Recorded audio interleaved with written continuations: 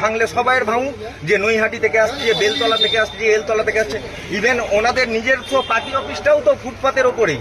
তাহলে সেটাকে ভাঙুক, সেটাকে ভেঙে আমাদের রোজগারের জায়গা করে দিয়ে দেবো। যদি গাঁথনি দোকান ছোট করলে সমস্যা মিটে যায়, আজকে রাতে আমি এটাকে গেঁথে দেবো, দিয়ে দেখি আসুক।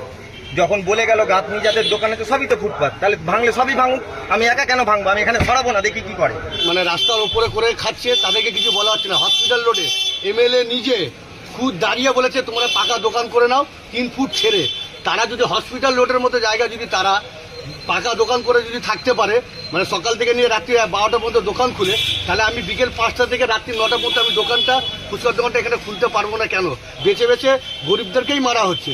আমার ওয়ার্ডের কাউন্সিলরের পার্টি অফিস পুরো রাস্তার ওপরে, সেসব কোনো বিবাদ নেই।